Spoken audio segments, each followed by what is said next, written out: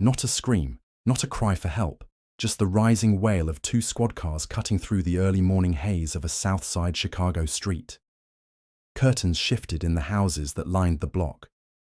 Neighbors pressed their faces against glass, unsure of what had shattered the neighborhood's fragile calm. It was the kind of street where drama stayed behind doors, where appearances mattered, and where no one imagined violence could spill into the open.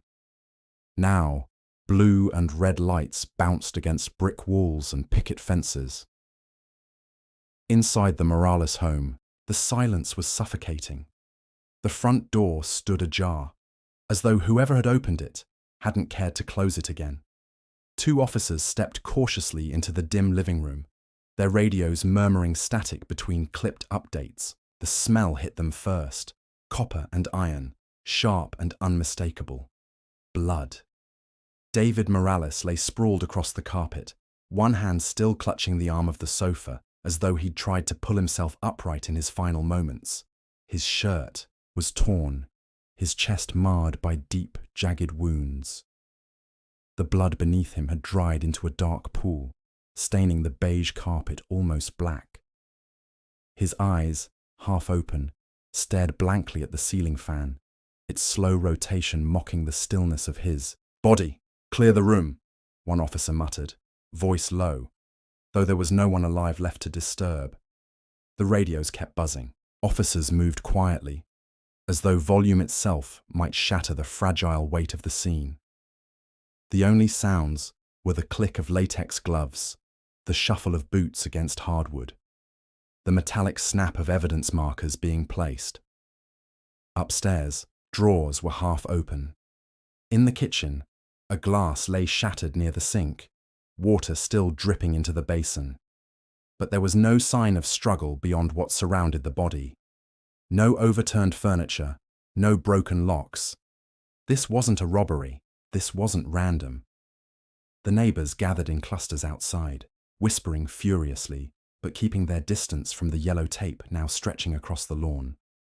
A woman in a housecoat clutched her child's shoulders tightly. An older man, clutching his morning newspaper, shook his head and muttered, "That's David's place. I see his son sometimes. Where is he?" Where was he, indeed? The officers inside had asked the same question.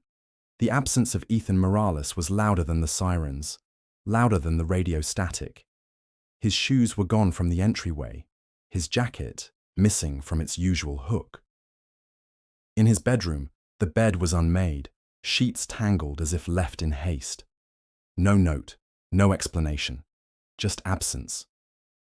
One detective crouched near the body, studying the angle of the wounds. He didn't speak, but his face told the story. This was personal. Too many strikes, too much rage in the depth of the cuts. Whoever had killed David hadn't wanted just to end his life. They had wanted him to suffer. And yet, the quiet pressed in again. Outside, the crowd murmured. Inside, David's stillness spoke louder than words. The crime scene camera flashed once, twice, freezing the room in fragments of artificial light.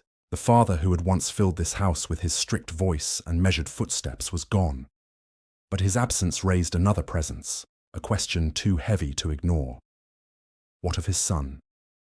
The narrative of silence lingered, curling in the corners of the room like smoke. Officers knew this calm wouldn't last. The empty chair in the corner, the half-drunk cup of coffee on the table, the missing teenager, it all told them that this was only the beginning. For now, though, there was only quiet. The quiet before statements were taken, before suspects were named, before truths and lies clashed under fluorescent lights. The quiet before the chase. And in that quiet, David Morales lay waiting, not for rescue, not for comfort, but for the truth that would inevitably come after.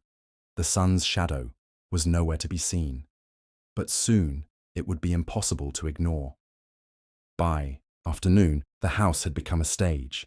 Police tape fluttered in the late summer breeze, and uniformed officers moved in and out with practiced detachment. But inside, the air was heavy, stale, carrying the faint hum of a ceiling fan, spinning above an empty living room that no longer belonged to the living. David Morales had always prided himself on appearances. To his neighbors, he was the dependable man who shoveled his walkway before sunrise in winter, who waved politely when returning from late shifts, who never let his grass grow taller than regulation height. He was a father, a provider, a man who lived by rules. Rules he believed everyone else should live by too. But behind the blinds of that modest home, the image cracked. David was a man bound by control, a man who believed love was expressed not through tenderness, but through discipline. He loved his son, yes, but in the narrow way a man who had grown up with nothing understands love. Shelter, food, tuition, that was care.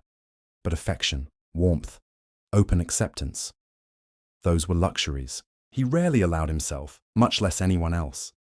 His only child, Ethan, was born into that house 17 years earlier. From the moment his mother left, disappearing when Ethan was just a boy, David shouldered fatherhood alone. He provided what he could, but in silence, in rigidity. Their conversations often turned into lectures. Their dinners often ended in silence.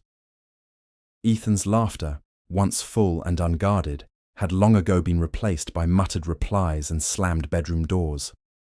As detectives began canvassing the neighborhood, piecing together fragments of the Morales family life, the portrait that emerged was not one of harmony. It was of a father who believed rules were love, and a son who longed for freedom, for recognition, for the kind of acceptance that could not be bought or scolded into existence.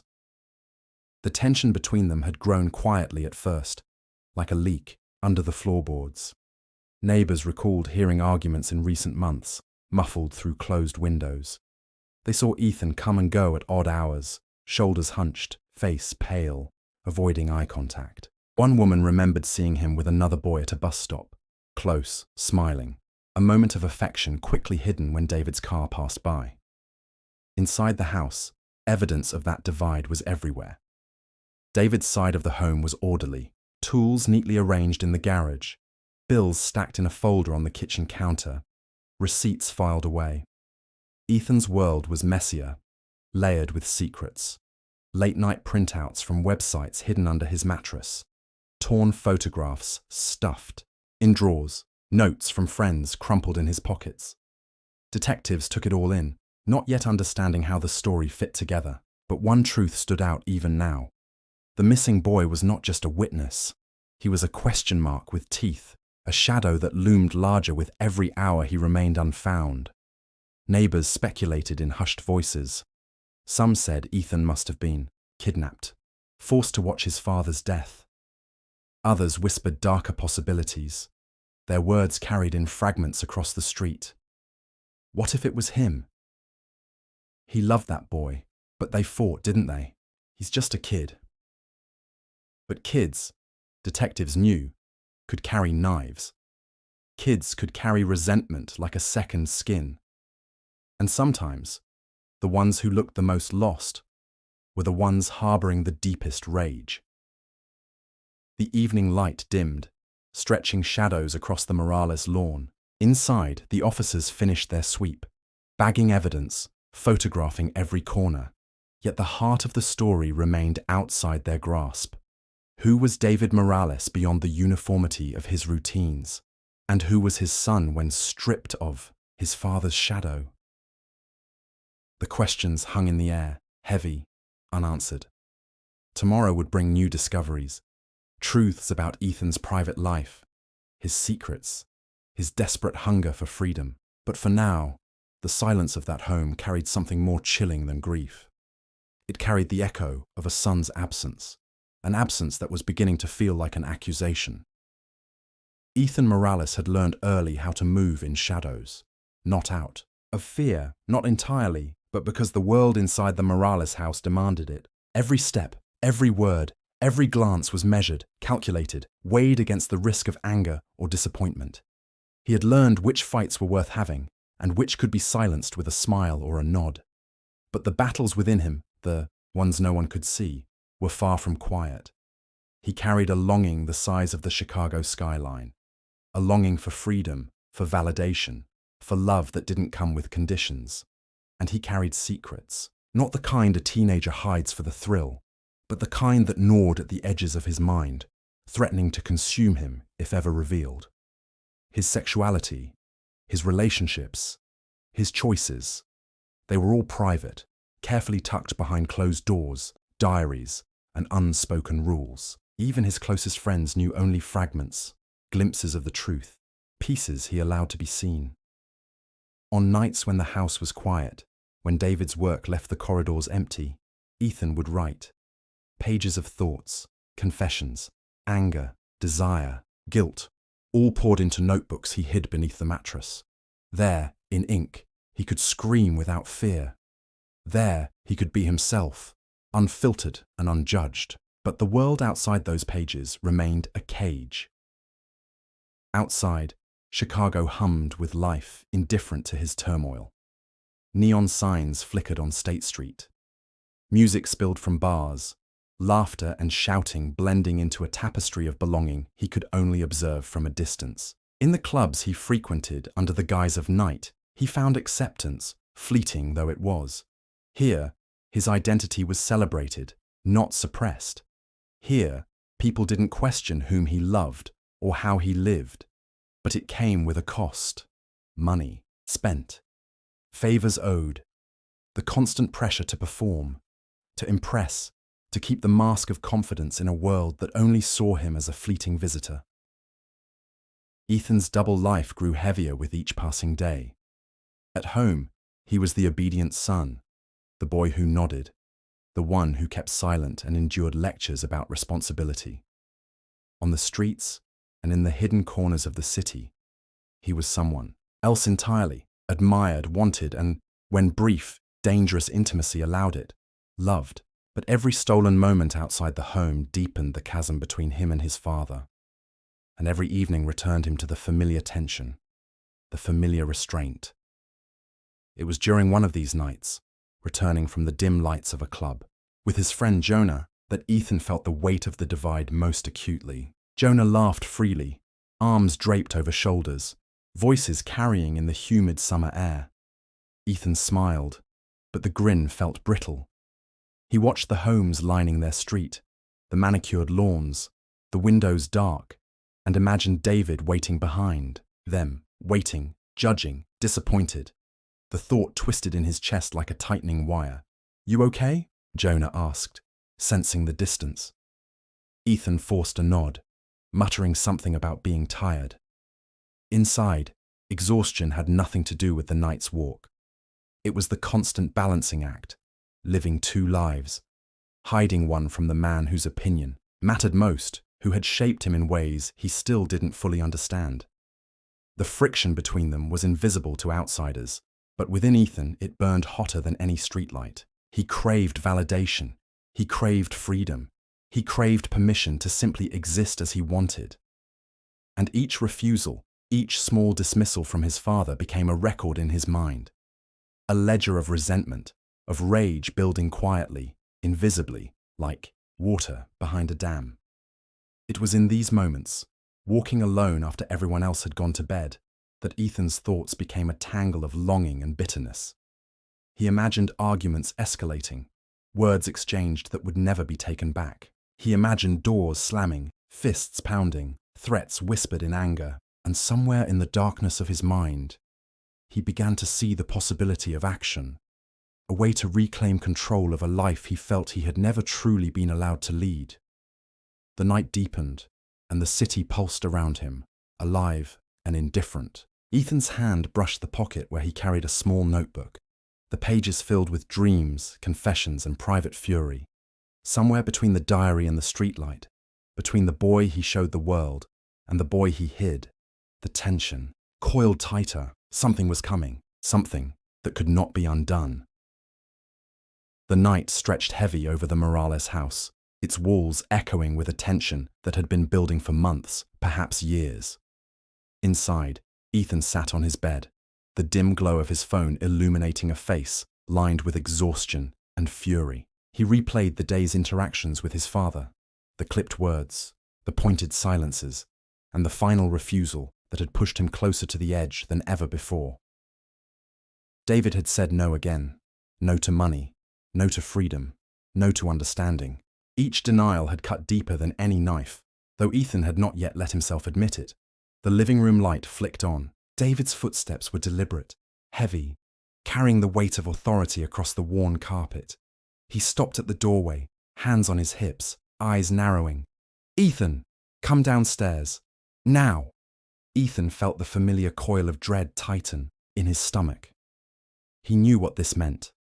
Another lecture, another demand, another reminder that no matter what he wanted, he was always behind, always wrong. Downstairs, David leaned against the kitchen counter, face illuminated by the warm yellow of the overhead light. His voice was controlled, measured, but it carried an edge that made Ethan flinch. "You can't keep asking for money like it grows on trees. You're 17 and I've told you, responsibility comes first." "I'm not asking for much," Ethan shot back, the words snapping from his chest like a taut wire. "You don't understand anything. You never do." David's eyes flicked toward the living room window, where the last traces of daylight clung to the horizon. "I understand. Plenty. I understand that you're reckless, that you make choices that will get you hurt, and I refuse to be complicit. That's what I understand.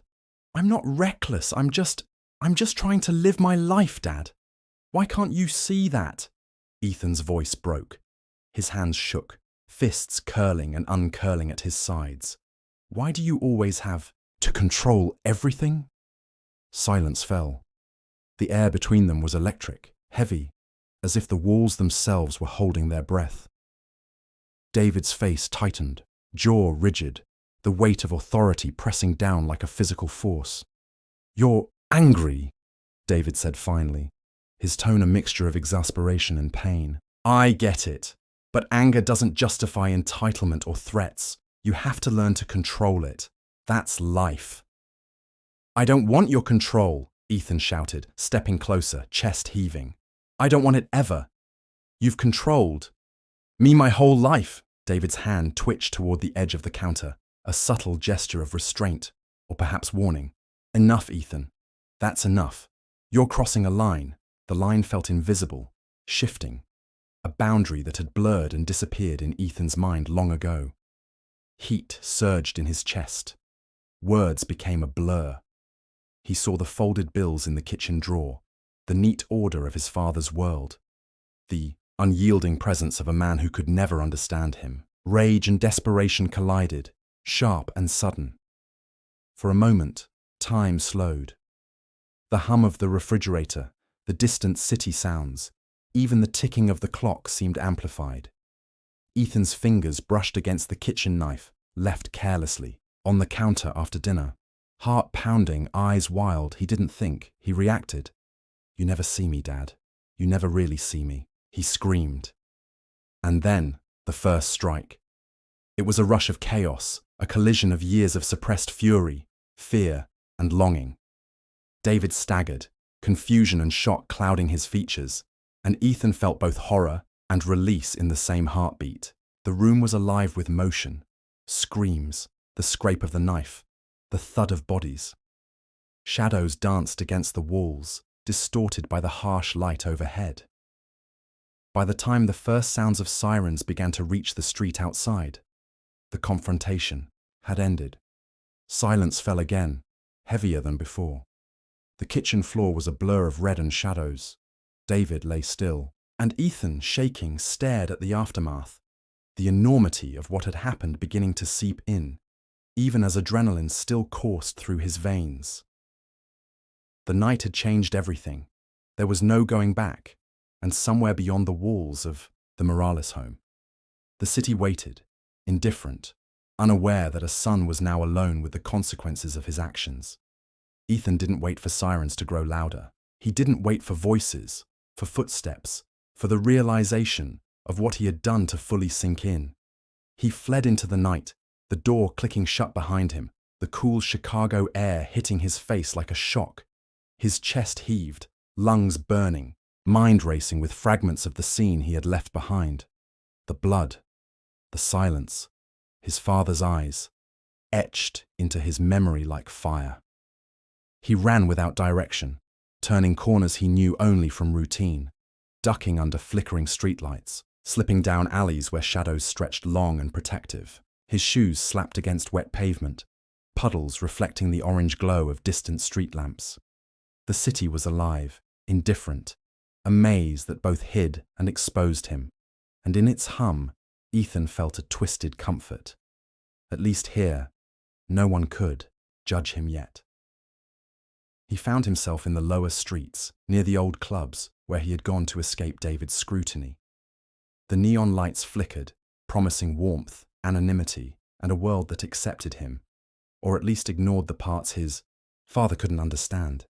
Inside, laughter and music clashed with the adrenaline still pounding through his veins. He was a ghost in a crowd of revelers, blending into a scene he had known for months, a world that gave him a sense of power he had never felt at home. Money, however, was scarce. The cash he had taken from his father's drawer was gone in minutes, spent on drinks, taxis, and fleeting moments of escape. Every coin dropped felt like a lifeline thrown into an ocean of uncertainty. He mingled with strangers who saw only what he allowed, who complimented him, flirted with him, accepted him without question. But every smile carried a subtle reminder of the life he had left behind, the consequences he could not outrun forever. Hours passed. He wandered from club to club, street to street, letting the city swallow him, letting its noise and neon camouflage the tremors of guilt creeping in. The adrenaline faded slowly, replaced by exhaustion, hunger, and the creeping awareness that nowhere was truly safe. He was alone, completely, in a city that never paused, a city that would continue whether he lived or died. In a quiet corner, he paused to catch his breath, shoulders heaving, hands shaking. He thought of David, his father's lectures, his rigid rules, the quiet love buried beneath anger. Ethan's mind spun with what-ifs, with a gnawing sense of loss he could not name. He had wanted freedom, yes, but not this. He had wanted to be seen, to be understood, but now understanding could not reach him through the distance created by a single, irreversible act. He thought of Jonah, of friends he had confided in, of moments shared in hidden spaces where life had felt real. And he thought of himself, fractured between two worlds, the obedient son and the rebellious lover, the boy craving acceptance, and the young man fleeing his own guilt. Each step he took away from the house felt like a small death, a severing of ties he could never repair. By the time dawn crept over the rooftops, painting the streets in cold grey light, Ethan was a shadow among shadows. He had slept briefly on a stoop, huddled under a threadbare jacket, eyes half open, ears straining for any sound that might signal pursuit. And yet, the city remained indifferent, a silent witness to the unraveling of one boy's life and the permanent loss of another man's. Somewhere in the distance, sirens still echoed, a reminder that the world was closing in, that the consequences of his actions were inevitable. But in that moment, in that brief pause between night and day, Ethan allowed himself one small relief, the sense that for now, he was unseen, unjudged, free. But freedom, he would soon discover, is never truly without cost. The following days blurred into a haze of half sleep and half thought. Ethan moved from one abandoned corner of the city to another, his body tired, his mind racing. Every shadow became a threat, every siren a reminder that the world had narrowed to one impossible reality. He had crossed a line that could never be uncrossed. Yet beneath the panic, a quiet, simmering anger lingered, the same anger that had ignited the night of his father's death. It refused to be soothed, insisting that someone, anyone, understand the depth of what had driven him to this. Eventually, the exhaustion forced him back home, drawn by a twisted mixture of fear and familiarity. The streets leading to the Morales house felt surreal, almost distorted. The city was quieter here, the neighbors' whispers softer, distant. He paused on the corner, peering through the window at the kitchen where the last remnants of blood had been cleaned, replaced with normalcy that seemed grotesque against the horror it masked. Inside, the air smelled like bleach and furniture, polish. David's belongings had been tidied, yet their presence pressed on Ethan with unbearable weight. He had not returned to confront the aftermath, but now he needed to see it, to measure the reality against the fevered visions in his mind.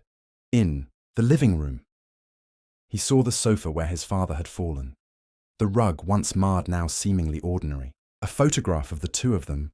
David standing sternly behind a smiling, younger Ethan, was untouched, staring at him with a silent, accusatory weight. Ethan's hands shook as he touched it, tracing the edges of the frame. The memory of earlier, arguments surged forward, each word, each slap, each pointed refusal replaying like a broken record. Then he heard a sound, light, almost casual, from upstairs. It was David's voice, distant and commanding, though muted in tone. Ethan froze, breath caught in his chest. Panic surged. He had imagined this? No, he knew better. He had left his father behind, but in the mind of a son, echoes never fade.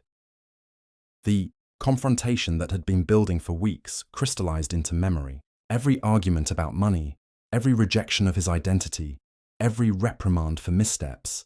These were not small annoyances. They were the threads that had wound around him so tightly he could barely breathe. The first slap he had received from his father months ago in the kitchen, so sudden, so sharp, flashed in his mind. He remembered the sting, the humiliation, and the despair that had followed. It had been the moment he realized that David's love came with conditions he could never meet. "You don't understand," Ethan whispered aloud, voice breaking, echoing faintly off the walls. "You never do." His hands clenched, trembling as he approached the kitchen drawer. The bills he had taken before were gone, but another knife rested there, innocuous, waiting. It was as though the house itself had left reminders of what could be done, what had been done, lingering in its corners, pressing against his memory. Ethan's mind oscillated between guilt and justification. He had fled. He had escaped. Yet, each time he tried to calm himself, the image of his father, upright and imperious, filled the spaces around him. He couldn't leave. He couldn't stay. The tension inside him was a living thing, writhing, stretching, demanding release. And then he remembered the argument he had overheard the week before, David yelling through the walls at some minor transgression. Money misused. Promises broken. The fear in his chest was identical now, but this time it was paired with a different sensation, rage coiling like a spring. He could feel it tightening, pressing against his ribs, making each breath a struggle.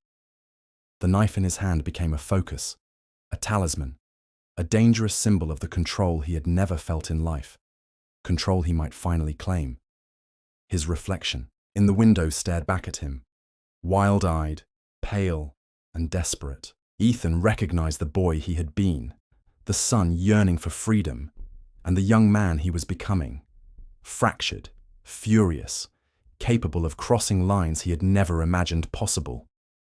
Somewhere in the distance, the city murmured on, indifferent to the brewing storm. But in this house, in these rooms, the storm had found him. It had found its mark. Ethan exhaled sharply, the sound slicing through the quiet. His fists loosened, then tightened again. The breaking point was close, closer than ever. He could feel it in the pounding of his heart, the tremor in his hands, the weight of the walls pressing in. And he knew, with terrible clarity, that there would be no turning back. The night felt alive, pressing against the walls of the Morales house as if it knew the violence that was about to unfold. Ethan moved through the hallways silently, every step measured, every breath shallow. The city outside hummed faintly through the closed windows, indifferent to what was about to happen. But inside, the air was charged, thick with anticipation and rage.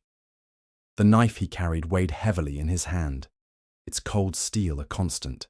reminder of the choice he had already made in his mind 1,000 times over. David was in the living room, sitting in his usual chair, reviewing bills with a quiet efficiency that had always exasperated Ethan. He looked up when he heard movement. In the hallway, eyes narrowing at the shadow that had been his son. "Ethan," his voice was calm, but there was a subtle edge of unease. "What are you doing up?" Ethan's chest heaved, and for a brief, almost imperceptible moment, he saw the man he had loved, the father who had shaped him, who had also bound him in chains of expectation. But the vision was quickly replaced by the rage that had been building for years, invisible and insidious. "I can't do this anymore," Ethan said, his voice trembling, raw with emotion. "I can't live like this. You don't see me. You don't understand me. You never do." David's face hardened, the mixture of disappointment and concern he always wore like armor. "Ethan, calm down. Sit down. We can talk about this." "No." "I'm done talking!" Ethan's scream reverberated through the room, echoing off the walls, blending with the faint hum of the ceiling fan. The knife was in his hand now, gleaming faintly in the light, and for a moment, David's eyes widened, with confusion, then horror. "What? Ethan! Put that down!" But the words were futile. Years of suppressed anger, of frustration and longing, of feeling invisible and dismissed, erupted in a single, uncontrollable surge. Ethan lunged, the knife striking with the precision of someone who had dreamed this moment, feared it, and finally surrendered to it.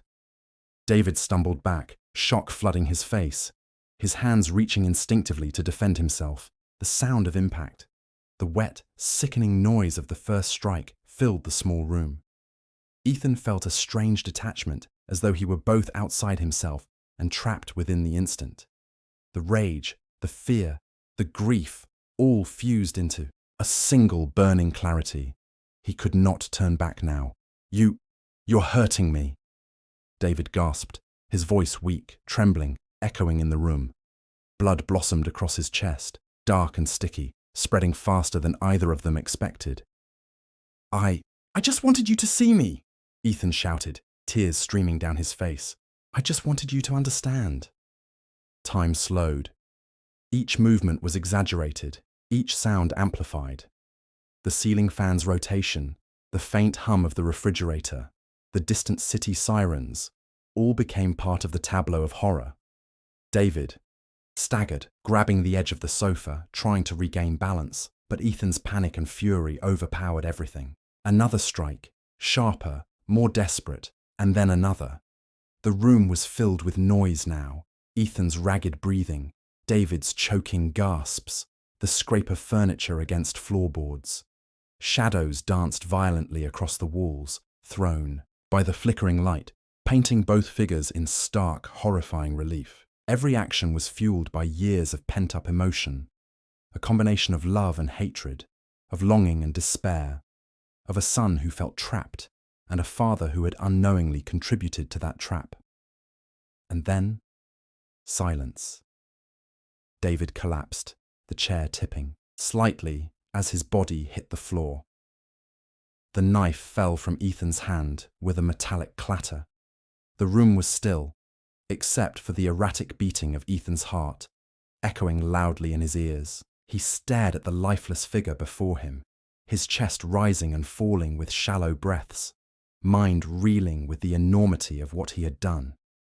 Tears came unbidden, hot and relentless, streaming down his face as he sank to the floor beside his father. The adrenaline faded, replaced by a crushing, suffocating awareness of finality. There would be no more arguments, no more lectures, no more chance to explain, apologize, or reconcile. The man who had defined his childhood, for better or worse, was gone. Outside, the city continued, oblivious. The distant hum of traffic, the occasional siren, the flicker of streetlights. It all went on without pause, without judgment. Inside, however, a new reality had taken root, irreversible and terrifying. Ethan sat, shaking, staring at the blood-stained carpet, the knife just out of reach, and tried to comprehend the silence that followed the storm. His body was drained, his mind spinning, yet he could not move. He was trapped in the aftermath, in the knowledge that nothing would ever be the same. The night had changed everything. There was no turning back, no undoing, no absolution. And somewhere, beyond the walls of the Morales house, the world was beginning to notice. The streetlights glinted off wet pavement as Ethan fled, heart hammering, breaths shallow and uneven. His shoes slapped against the asphalt, echoing in empty alleyways that twisted like the maze of his own mind. Every corner, every shadow felt alive, watching, judging, closing in. The city around him throbbed with indifferent life, a pulse that made him both invisible and painfully exposed. He didn't stop. He couldn't stop. Not yet. Not while the image of his father's still body burned behind his eyes. The knife, now wiped clean and pocketed, felt like a talisman, a grim reminder of what had happened and of what he could never undo. Sirens sounded faintly in the distance, but he ignored them, focusing only on the rhythm of his escape, the sensation of air burning his lungs, the wet chill of the night against his skin. Ethan wandered through streets he thought he knew, ducking into hidden corners, alleys, and abandoned lots. His mind raced as fast as his feet, replaying the confrontation, the first strike, the horror in his father's eyes. Every heartbeat felt like a drum announcing his presence to the city, a drum marking the passage of a boy slipping from innocence into something darker, something irreversible. In the shadows of the south side, he found brief solace in the anonymity of the night. Neon signs flickered, painting him in fractured colors. Music and laughter spilled from distant clubs, blending into a soundtrack that was both comforting and alien. Here, in these hidden pockets, he could exist as someone else, a version of himself the world did not yet condemn, a version that could still pretend freedom was possible. But freedom was fleeting. Every step forward carried the weight of guilt, the knowledge that he had taken a life, a father's life, a life that would never return. The adrenaline that had fueled him earlier was giving way to exhaustion and nausea, leaving him raw and vulnerable. Each breath burned, each movement sent tremors through his shaking body. He could not stop. Stopping meant thinking, and thinking meant facing the magnitude of what he had done. At one point, he sank briefly onto a damp stoop, knees drawn to his chest, eyes scanning the street. The neon signs reflected in puddles at his feet, fractured and distorted, mirroring the chaos in his mind. He imagined the officers combing the neighborhood, canvassing doors, questioning neighbors. Somewhere, someone would notice, and the world he had known, the fleeting sanctuary of the night, would vanish. For a moment, he considered turning himself in, letting the consequences fall, letting the world weigh him down and define his punishment. But the fear, the rage, the desperate need to escape his father's shadow, alive or dead, kept him moving.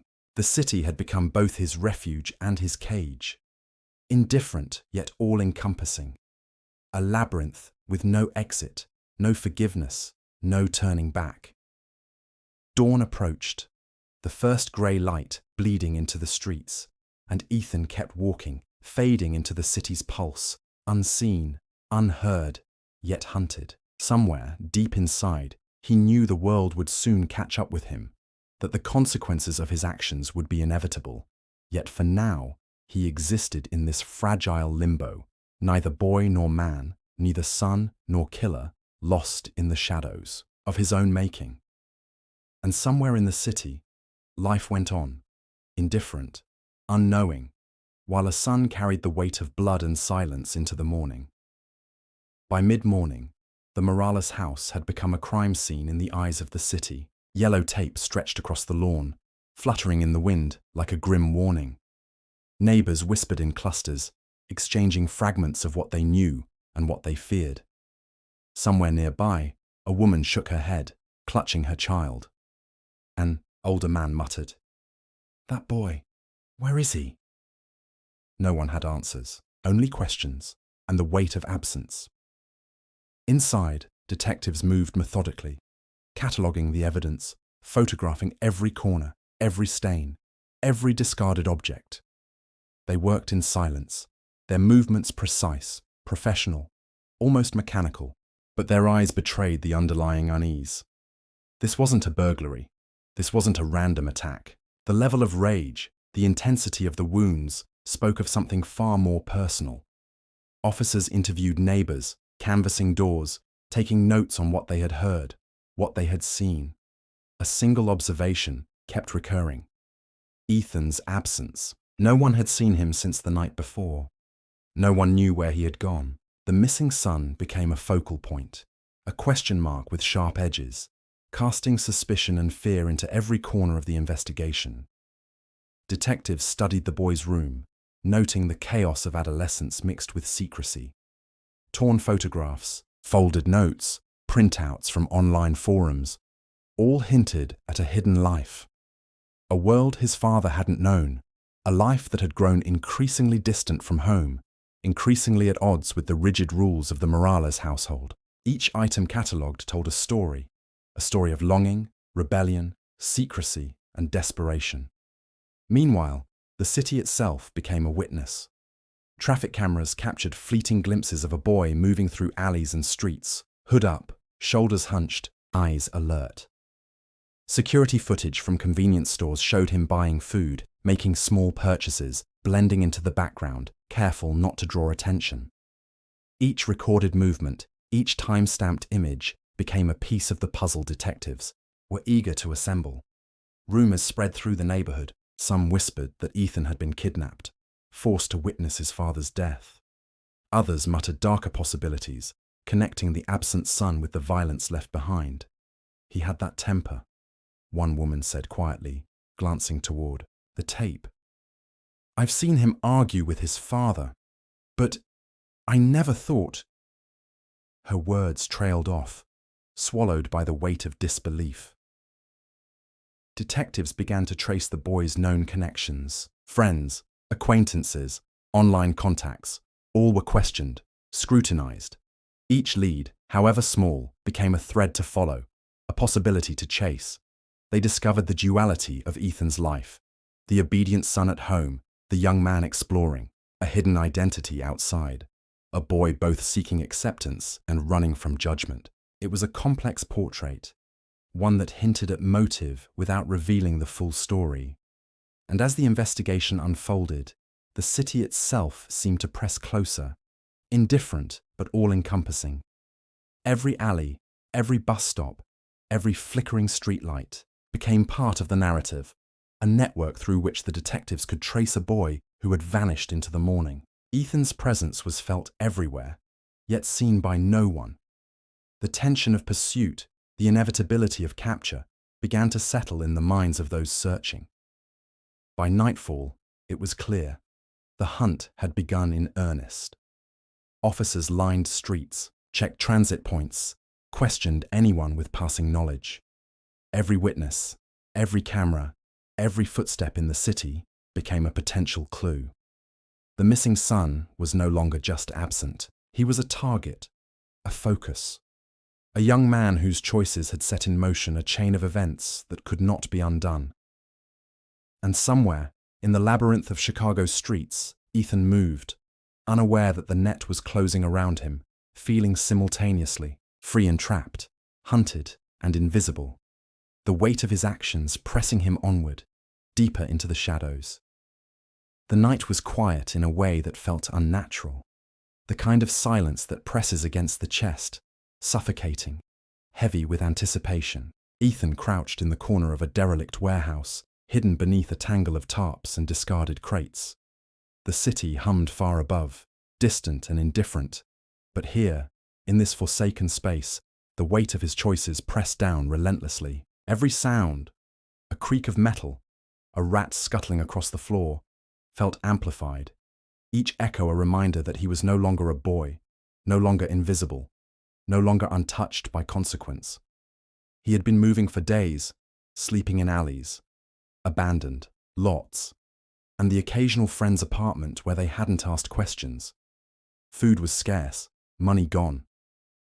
The adrenaline that had driven him immediately after his father's death had ebbed into exhaustion, leaving him hollow, shaking, frayed at the edges. Every heartbeat carried guilt, panic, and a gnawing awareness that his freedom had limits. Somewhere in the city, officers were piecing together the final threads, tracing cameras, canvassing neighborhoods, questioning every contact, every friend, every acquaintance. They were closing in. Ethan knew it, felt it in the tension that had tightened around him since he had first fled. The city itself had become a cage, every light and shadow a reminder that he could not hide forever. He thought of his father, David Morales, the man who had raised him, disciplined him, shaped him, and ultimately provoked the rage that had erupted in a single, irreversible moment. Ethan's tears came unbidden, streaking through the grime on his face. He whispered apologies into the emptiness of the warehouse, words that would never reach him, words that could never undo what had been done. The door at the far end of the warehouse creaked, a sound that made his chest seize. Footsteps followed, deliberate, careful. Ethan flattened himself against the crates, heart hammering, mind spinning. He could hear officers' voices, quiet but firm. "Ethan Morales, come out slowly. No sudden movements. You won't be harmed if you cooperate." The voice was steady, commanding, unyielding. Fear surged, but something else followed close behind. Exhaustion, resignation. He could not keep running forever. He knew that. He had survived the first days on instinct and terror. But now the weight of reality pressed into him like a vice. He stepped forward, hands raised slightly, voice shaking. I didn't mean to." The words faltered, breaking into sobs. I just wanted you to understand me. I wanted him to see me." Detectives advanced carefully, their movements precise, offering reassurance and commands simultaneously. One officer crouched slightly, holding out a pair of handcuffs. "Ethan, it's over. Come with us. You're safe now. You'll get your chance to be heard." Ethan's knees buckled, the knife he had carried for days forgotten in the corner. The fear, the rage, the panic all collided with grief and despair, leaving him raw, trembling, shattered. As the cuffs closed around his wrists, a strange relief settled over him, mingling with shame and terror. He was no longer free, but the running had ended. The city, indifferent as ever, had forced him back into its fold, into the hands of law and consequence. They led him out into the street. The lights of police cars reflected off wet pavement, blue and red washing over his pale, tear-streaked face. Neighbors peered from behind curtains, whispers rising like a tide. He met their eyes for the first time, and for a fleeting moment, the enormity of what he had done and what he had lost registered fully. There would be no going back, no second chances, no undoing the night that had destroyed both father and son. And yet, as he was guided toward the waiting patrol car, a quiet thought took root in his mind. That understanding, true, painful, inescapable, was finally coming. The world would know the story, the consequences, the truth behind the shadows and silence, and for the first time since that night, he felt the weight of his actions balanced by the inevitability of justice and the faintest flicker of redemption, however distant. The city pulsed around him, indifferent, alive, and unyielding. Ethan Morales, handcuffed and exhausted, disappeared into the night that had once hidden him, carrying the echoes of blood, silence, and a father's unyielding love. The courtroom was silent, the kind of tense, expectant silence that pressed against the skin. Ethan Morales sat at the defendant's table, hands cuffed, shoulders hunched, face pale and drawn. The weight of the trial pressed on him like a physical force, heavier than any chase through the streets, heavier than the knife he had carried, heavier than the fear and adrenaline that had dominated the nights after his father's death. Across the room, the prosecution laid out their case with meticulous precision. Witnesses testified to the tension in the Morales household, to the arguments, the hidden life Ethan had lived, and to the final tragic confrontation. Friends and neighbors recounted moments that had once seemed inconsequential.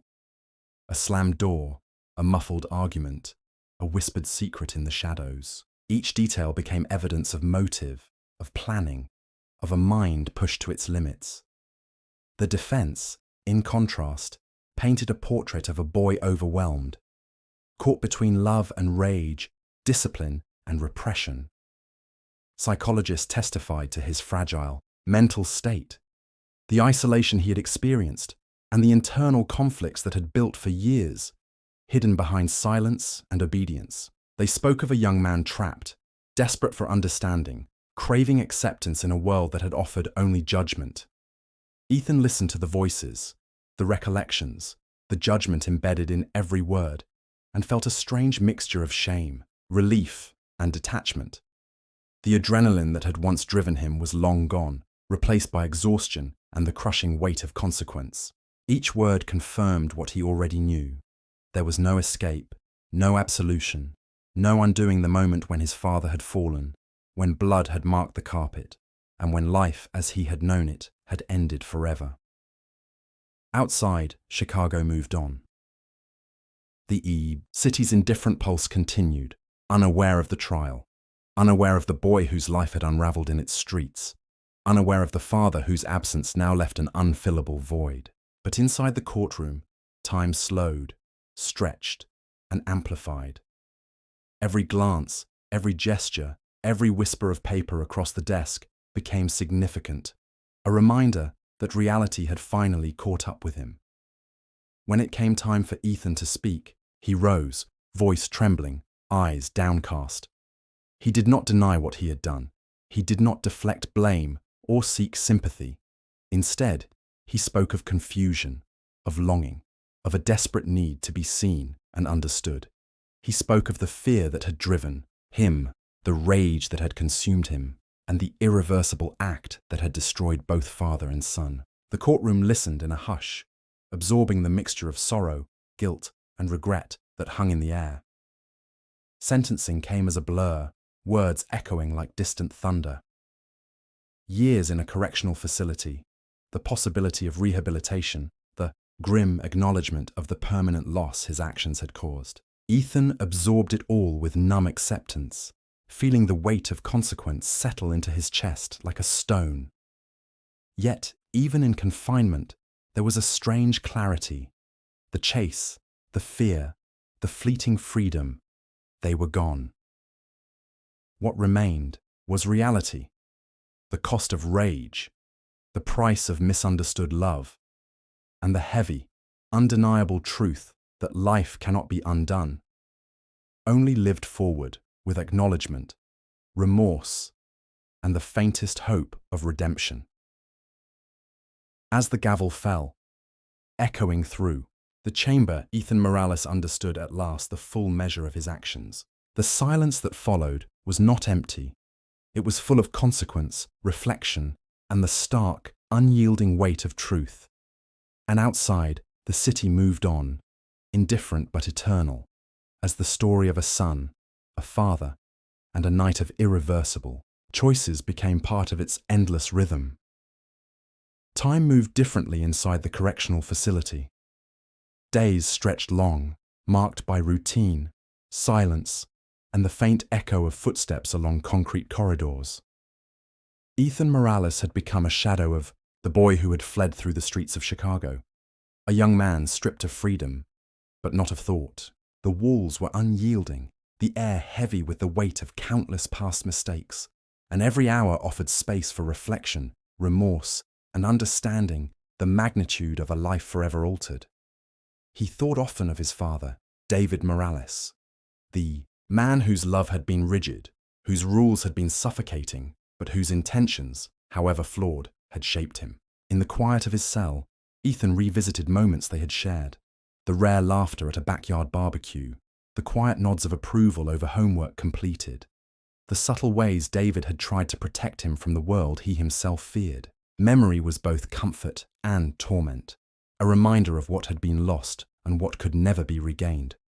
The legal consequences had stripped away his physical freedom, but they had also imposed a different kind of reckoning. Therapy sessions, group meetings, hours spent confronting his own emotions, his rage, his isolation, each forced Ethan to confront truths he had long buried. He realized that the anger he had felt was both a shield and a weapon, a way to assert control in a life where he had felt powerless. He understood, finally, that rage unchecked becomes destructive, not only to others, but to oneself. Outside the prison walls, Chicago moved on as it always had, indifferent to one boy's tragedy, yet subtly shaped by it. Neighbors and friends, who had once speculated, now carried memories that lingered like shadows.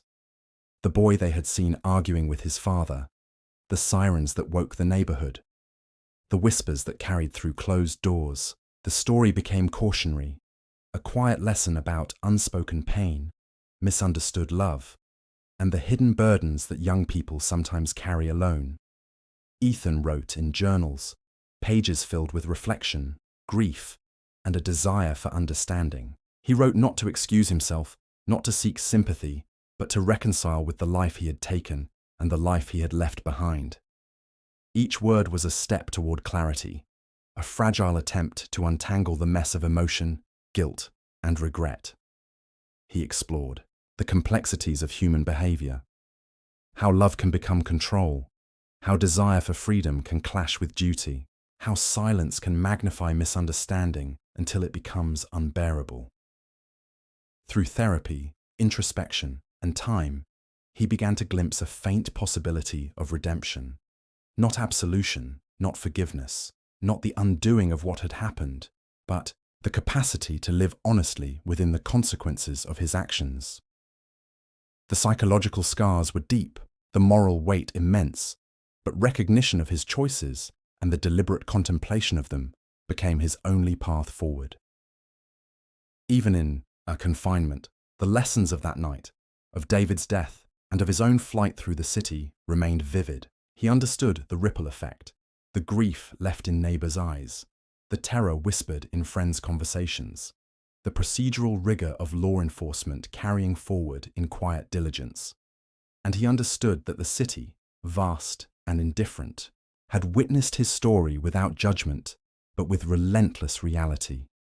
In the end, Ethan Morales learned what he had never known in the chaotic, secretive streets of his youth: that actions, however desperate, have consequences, that love, however flawed, is never meaningless, and that redemption, if it exists, is a path of acceptance, reflection, and acknowledgement.